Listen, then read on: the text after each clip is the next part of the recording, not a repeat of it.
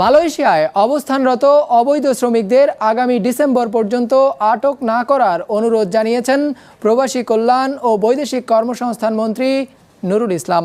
রোববার প্রবাসী কল্যাণ ভবনে এক অনুষ্ঠানে তিনি জানান, সম্প্রতি মালয়েশিয়া সফরকালে দেশটির অভিবাসন কর্তৃপক্ষের কাছে তিনি এ দাবি তুলে ধরেছিলেন। যদিও দেশটিতে চলমান অবৈধ অভিবাসন বিরোধী অভিযানে অনেক বাংলাদেশি আটক হচ্ছেন। কাউকে গুদাম ঘর থেকে তো কাউকে আবার নির্মাণাধীন ভবনের ছাদ থেকে, অনেককে ধরে নিয়ে আসা হচ্ছে গহীন জঙ্গল থেকে অবৈধ অভিবাসনের দায়ে। মালয়েশিয়া সরকারের হিসেবে গেল 2 সপ্তাহে প্রায় 4000 অবৈধ অভিবাসী আটক হয়েছে দেশটির আইন শৃঙ্খলা রক্ষাকারী বাহিনীর হাতে, যাদের একটি বড় অংশই বাংলাদেশের নাগরিক। আর তাই ঢাকায় বৈদেশিক কর্মসংস্থান মন্ত্রীর কাছে প্রশ্ন ছিল এ নিয়ে। আমি কয়েকদিন আগে মালয়েশিয়া ছিলাম, সেটা আমি বুঝতে পারি।